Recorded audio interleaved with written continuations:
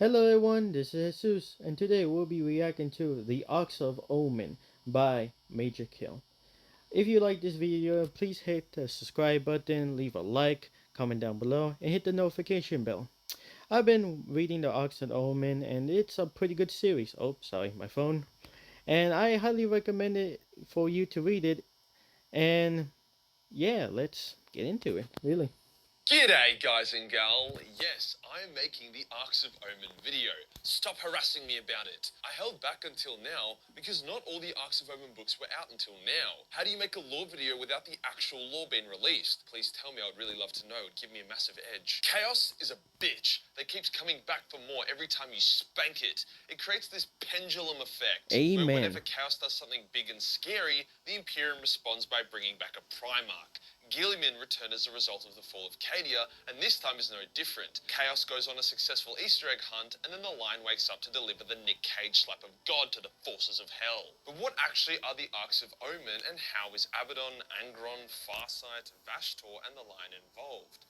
Watch the video to find out. Before we get started, a common issue us blokes have when it comes to buying gifts for people is that we don't really know what we are doing. So we either end up spending a lot of money or I don't have that problem. I'm just alone, so I'm good.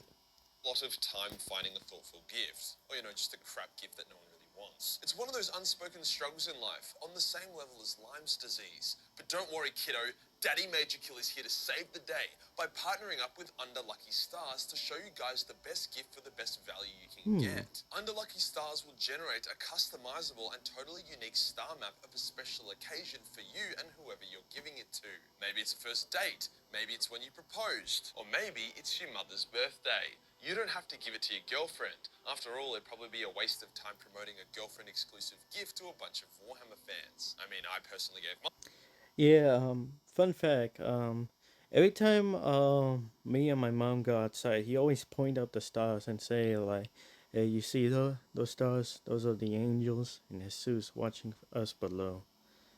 She really, she was really sweet and one of the kind. Really, be sure to love your moms. It's very important. to my girlfriend, but that's besides the point. Under Lucky Stars has been reviewed by Neil deGrasse Tyson as well as a NASA engineer, so you don't need to stress about how legit it is. So to get 10% off your order, then use my link below.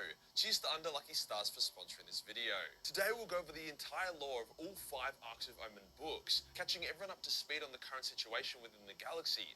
I'll also spend some time detailing what an Ark of Omen actually is. Let's get into it. Let's do it.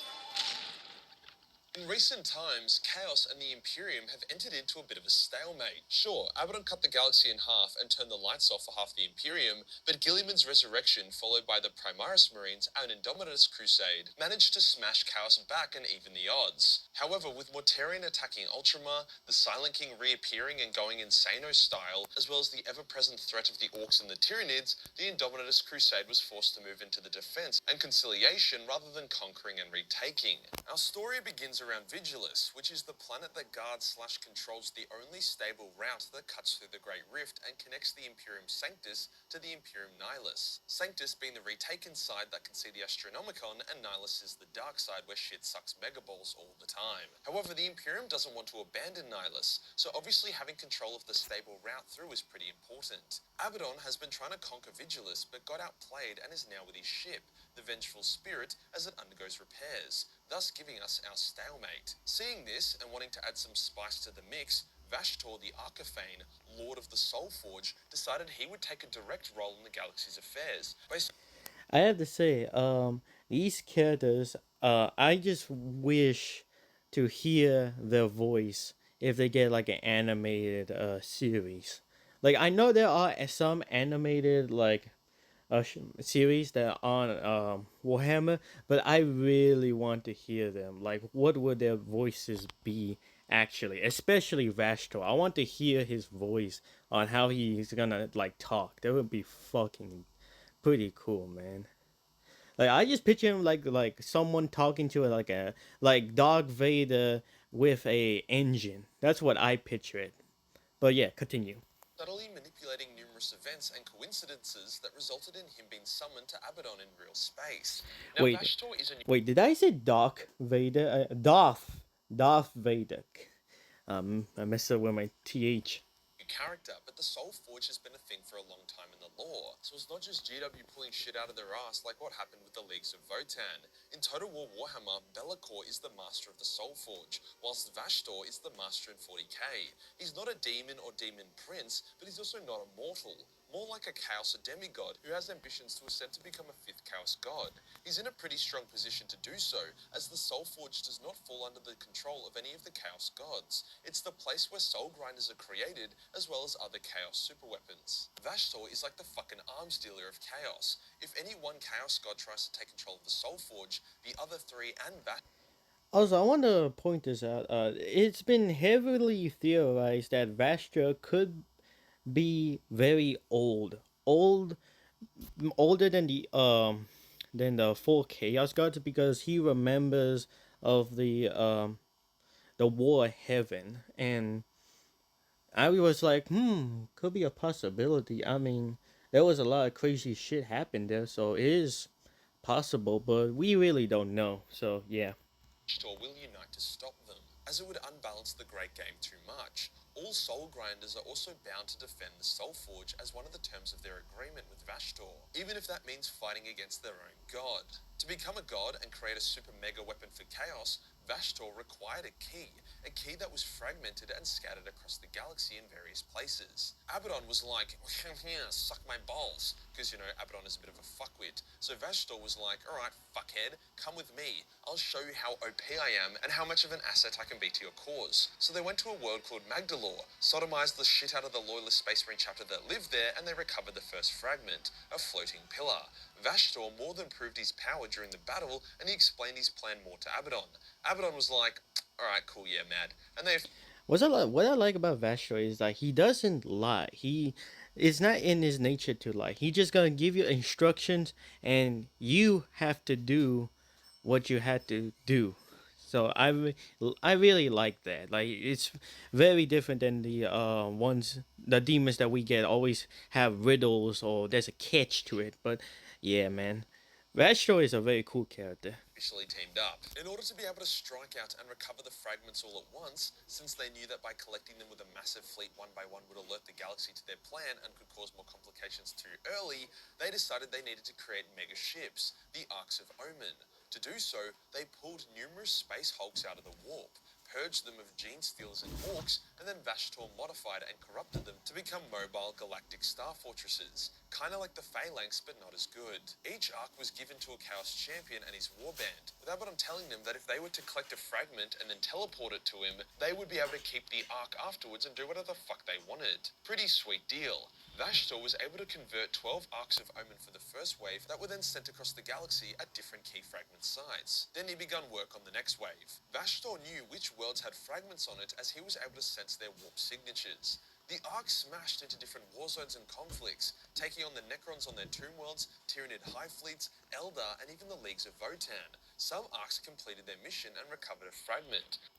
This is what I like. I love how like chaos is becoming what it's meant to be, because when people always think of chaos you just think, oh, it's just the Imperium versus chaos, that's it. No, it is like hands down a battle royale. Everyone's getting the smoke. It was just awesome to see that, and also just awesome to imagine that just the whole different races, going against chaos. It was pretty awesome. Other Arks were boarded and purged by Imperial or Eldar forces before then being destroyed. The idea of spamming the Arks was because many of them would fail. The Eldar were able to see a pattern and understand Abaddon's intent. Thus they warned the Inquisition, so the Imperium began taking the Arks more seriously. It's basically stated that the Arks engaged pretty much every faction and sub-faction at some point, making all of the Arks of Omen boarding action campaign games lore-friendly. It was pretty hectic. One Ark was even destroyed by a mysterious force. The line. At a similar time, Angron had returned to real space aboard his Oh, flagship, the Angron. Conqueror, and was engaging. Hey, I have to say, Angron did got some justice. Every time I read a demon Angron, he's always getting his shit rocked. It's finally showed that this guy is a force of nature. I really love what they did to Angron, showing that I am not the punching bag. You are my punching bag. So it was awesome. I mean, I just love the Arks of Omen. What The can I say? Indominus Fleet Quartus, one of the largest Imperial fleets in the galaxy. So the Imperium had discovered an ancient Xeno device called the Coral Engine that acted as a mini Astronomicon in Imperial Nihilus. It was a massive asset to the Imperials, but it gave Chaos a headache. And Angron hates headaches, so he attacked the world it was on. The Imperials knew Angron was coming, so prepared a fuck-off massive defense. The battle was gearing. Oh, by the way, so in this Arks of Omen, there was an Inquisitor, who's a woman who was a complete, like, a complete bitch. I'm talking Rachel Zegler type of bitchiness. So I was like, go chaos! Like, I was just, yeah, like, despite we're in like what 42K, yeah, we're in like 42K, and there are still people who being total assholes. Yeah. Up to be epic, and it was. Abaddon had sent an Ark and a Chaos fleet to back up Angron's forces, and together, shit hit the fan. Boarding actions, void battles, the whole shebang. A fuckload of people died. It was so awesome. Eventually, Angron is able to push through the Imperial fleet and land on the world, and boy does he finally get done justice. He one-man That's what I'm his way saying. through the Imperial defenders, killing everything and everyone in his path. He also managed to summon 8 bloodthirsters to his side, which obviously helps. As he was about to reach the Dude, I swear, if there's like a video game about the Primarch, we better have that. Like, just corn. I'm the corn. I mean, Angron just summoned 8 bloodthirsters, and we just call it a massive rampage. I really want that. GW, please do that, please. engine, the Imperials released the final failsafes on it, making it go turbo mode, which blasted Angron in the face, banishing most of his demon army. But Angron didn't give a fuck. Well, he did, it hurt a lot, but he came back, fought through a bunch of elite Grey Knights, and finally managed to smack the engine so hard that it exploded. The explosion vaporized Angron, his bloodthirsters, and everyone else in the area, before then blowing the planet in two and unleashing a Khornite shockwave across the entire system. The blowback from the engine, combined with the raw power of Khorne, caused the murder curse to manifest. Pretty much the entirety of Indominus Fleet Quarters fell to Khorne. Sisters of Battle, Primaris, Priests, Inquisitors. The only people unaffected were the Custodes, Grey Knights, and Sisters of Silence, but it didn't matter much as they were now surrounded by hostile berserkers. I hope a few of them got to safety. I always get sad when Custodes die.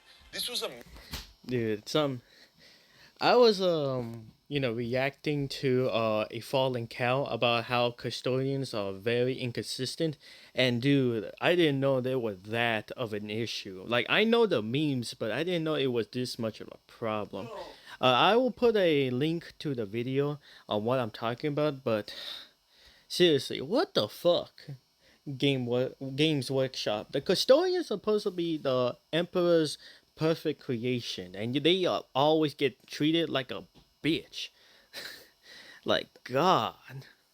massive win for Chaos. Imperium Nihilus just lost its lighthouse, the Indominus Crusade lost one of its main wings to Chaos, Vashtor recovered the key fragment on the world with the Coral Engine, and now Angron was back with some super hacks. The biggest is that whenever Angron is killed at massive effort, he is now able to materialize within like 8 weeks or something.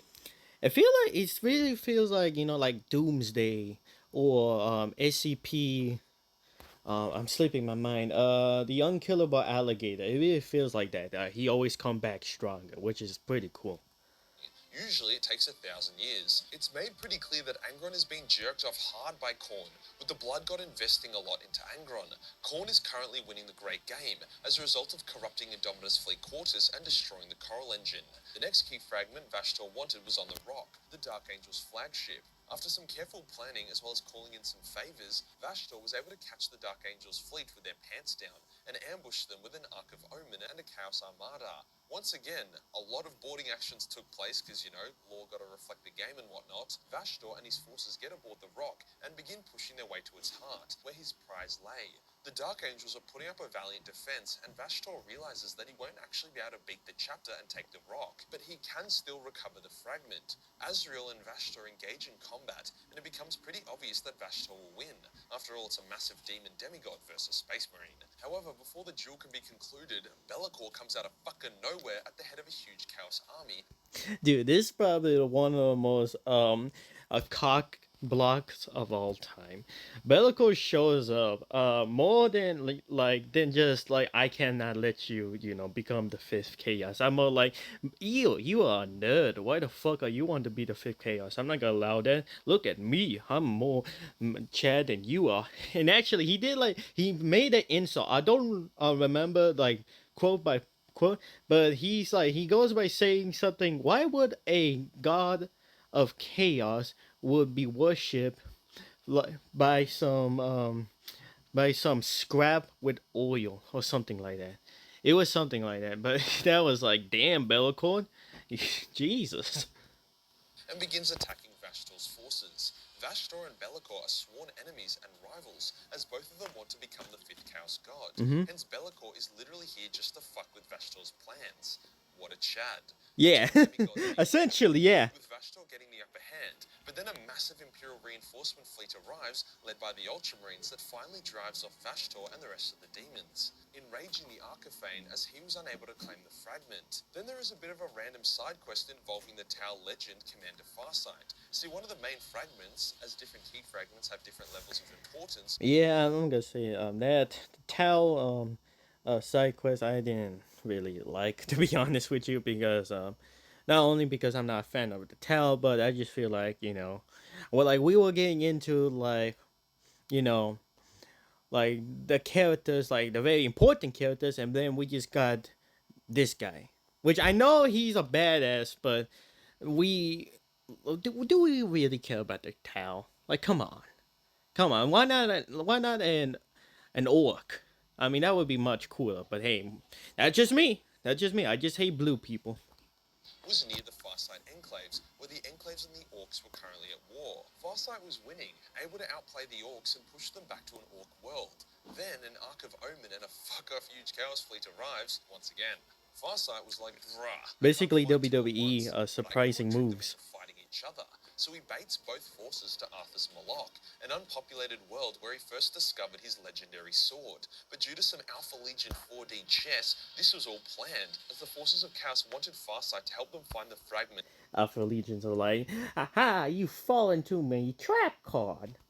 On Moloch for them by accident. As the Tau tried to lure both forces together, Farsight's men discovered the fragment, but didn't know what it was. However, monitoring their communications, the Alpha Legion swung in, took the fragment, and then got out of there just as Farsight's plan finally worked, and the Tau, Orcs, and Chaos entered into a three-way battle that became a four-way battle when Farsight managed to unleash a bunch of Khornite demons. Farsight was happy to just fight to the death, his rage consuming him. But then he was like, nah, fuck this, and evacuated his forces. Following his departure, the Orcs actually won, banishing the Khornite demons and fighting off the Chaos army.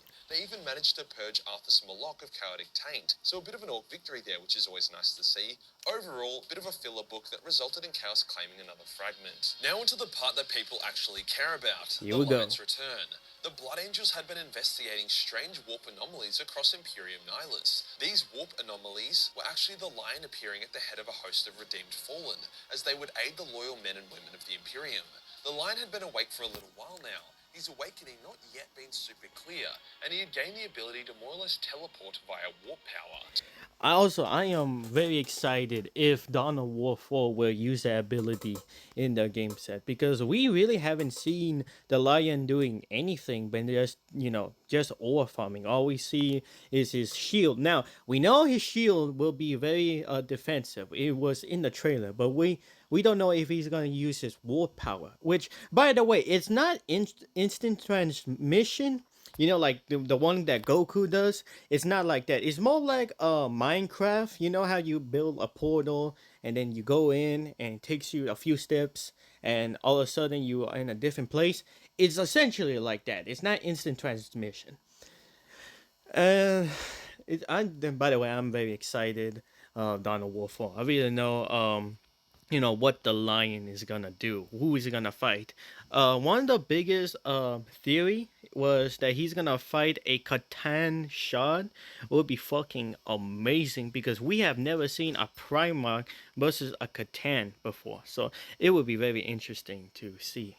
But yeah, it's just me nerding out, so let's continue. He was able to do short-range teleports across Imperium Nihilus, but due to the Great Rift, wasn't able to get to Imperium Sanctus. The Blood Angels were able to eventually track the Lion and his Redeemed down and take him aboard their ship. As I've talked about before, not all the Fallen had the same agenda.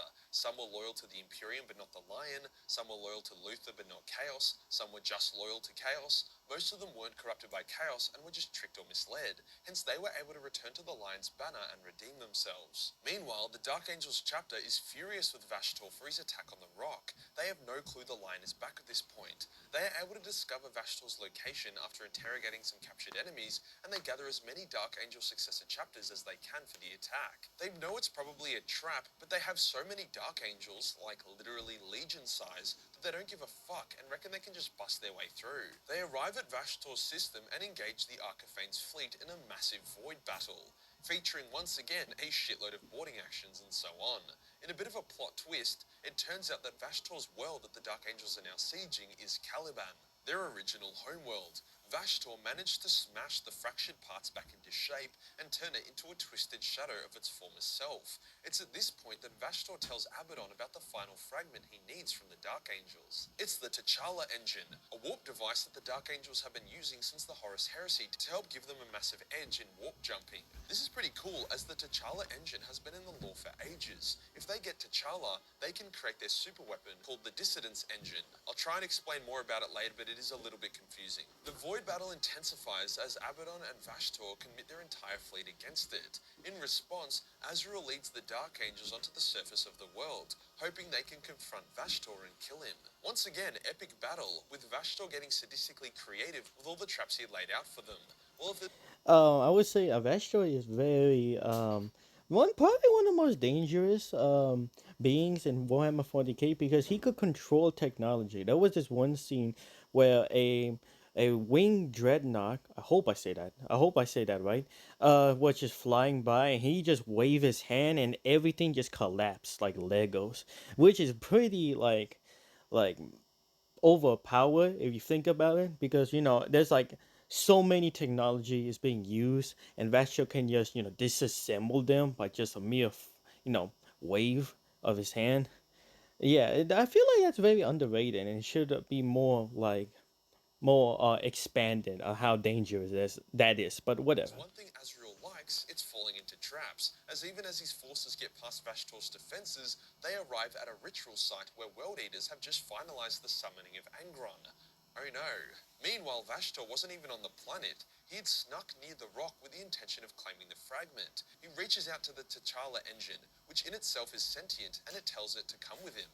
The engine complies and teleports itself and Vashtor into the warp, away from the carnage. Thus, Vashtor achieved his ultimate victory and goal. So, yeah, the Dark Angels are fucked. Vashtor has the fragment and Angron is in front of them. But like the Ride of the Rohirrim itself, the Blood Angels fleet arrives in system and they're like, "Oi, cousins, we got your Primarch. Let's fuck shit up."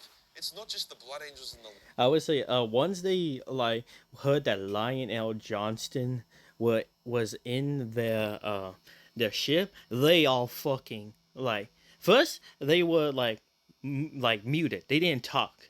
And then they just screaming of like, "What the fuck? You're bullshitting. What is this?" Like they just let out because keep in mind the Dark Angels are like one of the most like shadiest legion ever because of the fallen, and then we have the fucking the raid of the rock, and then we have like Caliban, like just so many emotions were just exploding. Like I could just imagine their faces once they heard that their Primarch was there. Like it Iron, was pretty was the funny. largest force Imperium Nihilus has ever gathered. So now it's the Imperial Navy, the Blood Angels, and the Dark Angels taking on Abaddon's fleet in orbit, whilst Angron is going nuts on the surface. They came down due to the Lion directing them here, his Primarch senses being tingly and whatnot. As Azrael and his remaining warriors about to get finished by Angron and his World Eaters, the sky lights up with thousands of drop pods as Blood Angels land to the World Eaters' rear, surrounding the traitor forces. The Blood and Dark Angels charge Angron, probably the first people to do so in thousands of years, and clash in an epic storm of superhuman violence. Despite the Blood Angels' arrival though, they really have no chance against Angron. He's just too goddamn OP. Dante and his sanguinary guard take on Angron, and despite literally bitch slapping Angron in the face, Dante gets smacked down and is unconscious and broken. Angron prepares to strike the killing blow against the Lord of the Blood Angels, but then the Lion appears, using his warp teleport ability. Even Angron hesitates and he's like, holy fucking shit, dude. But that moment passes as Angron charges the Lion and the two brothers duel. This distracts Angron long enough for the Blood Angels and Dark Angels to extract from the planet. I would say there was a funny moment where Azrael, the chapter master of the Dark Angels, just lied down and he was just have no words to say. And then a fallen put his hand on his shoulder, try to like sympathize with him and say, "Hey man, we have beef with each other, but now it's time to rise again." And you know what Azrael about to do? He was gonna sock the shit out of him. He was like, "Don't you fucking dare touch me." Like, can you imagine? Like, if you're like an NFL like player or a soldier or some shit like that, like you just like a ton of emotions like running through your mind, you cannot function, and all of a sudden this guy that you have very hate trying to sympathize you, try to connect you, and all of a sudden you get fucking just uppercut. It was. Dude, I was laughing on that. It's like, oh my god, we got to try this wholesome moment, and all of a sudden you just, you just bring that much hate. That was funny. Also, I would highly recommend listening to I forgot his YouTube name. He's a person who does like voiceover of Warhammer stories, and he did like an awesome job on the Lion and Angron battle. I call him DQ, but I would leave many video links about that fight because it was very entertaining. So yeah, let's continue. Which is destabilizing as Vashtor uses it as the conduit to put the key fragments together. The redeemed fallen are also here and help the Dark Angels as well, much to Azrael's distaste and bewilderment. Now you might be expecting the Lion to hold off Angron long enough for his forces to escape, then he withdraws. But no, this is the fucking Lion, not Gilliman. After one of the most epic fights Yeah. ever, the Lion knocks Angron on his ass and then smashes his brains out over and over again with his shield. Basically a Dark Soul battle. It was pretty cool. Banishing him. That's right, the Lion fought Angron at his own game and won. The Loyalists escape the planet and get to safety, with Abaddon's fleet getting absolutely devastated. However, a decent chunk of it escape. Abaddon is laughing about his victory until he gets told the Lion is back. That makes him go real quiet. Vashtor turns Caliban into the key using the fragments. The reformed key becomes like a mobile webway thingo that allows Vashtor extreme ease of travel across the galaxy. Now he has the key, he needs to find the lock. If he manages to find it and open it, he will gain access to something created by the Old Ones themselves, likely fueling his ascension to godhood. So it's been theorized that the lock is in Moss, and the power is the Void Dragon, and the Void Dragon was defeated by the Emperor and locked up in Moss. So it is possible that Vashtor wishes to harness the power of a Catan to devastate the whole galaxy, which damn, that would be insane. And would GW will allow it? That's my question. Because if the Void Dragon is released, what would happen to the Mechanicus? Because throughout their whole history, they've been worshipping the Omnissiah. And they just believe that, the Emperor was the Omnissiah. It would be like, what would they do? Like, would they just fucking just, I don't know, kill themselves? I don't know. It's very it's a lot of good what ifs really, but I can't be doing that because GW sometimes just you know destroy your hopes and dreams by doing that. So yeah. Overall, a big win for Chaos. There are still a few Arks of Omens hanging out. Vashtor created his key and took T'Challa off the Dark Angels, and Angron can only be banished for a short period of time. In return, the Lion has returned and now leads a huge host of Dark Angels, including the Redeemed Fallen and the original chapters and successors, more or less how I predicted he would years ago. The story ends with the Inquisition becoming aware of all the events of the Arks of Omen, including the Lion's return. The Inquisition activates Turbo Mode, unlocking all their resources, assets, and agents that have been dormant for thousands of years, in order to prepare the Imperium for the upcoming apocalypse. Overall, a pretty fucking sweet plotline that advances the setting in a fun but not overly dramatic way, giving multiple factions meaningful wins. Yeah, that's what I like about the Arks of Omen. It didn't feel like, just like favoritism. Everyone had their share. Everyone showed what they can do, and everyone really show them why they are here in Warhammer 40k. That was pretty cool. If you enjoyed the video and you want to support the channel, then Patreon is the place to be. There's not Ooh. only a boatload of Battle Mace 40 million hentai, but also a bunch of live action nude cosplays. Hit the subscribe button and hit the real subscribe button for more Omni content. Be sure you do that. Now, I guess that's all. But now, the Arks of Omen really was a pretty good book. I really love really capture the whole like respect for each faction, like Majorkill said. Well, that'll be all. I will put a link in the description of his channel. I will also put a link of the description of the others that I said. Oh boy, yeah. Man, I have a lot of links to share. But yeah, that will be all. Also, thank you very much for everyone supporting the Remember Sir. We have managed to beat YouTube allegations, and now he is free to make more content once again. You guys were wonderful. You help him, back him up, and now he's going to continue what he does, and he's going to give us all the best lore and the best voice acting he can. Thank you so much for watching, and I will catch you in the next time. Bye.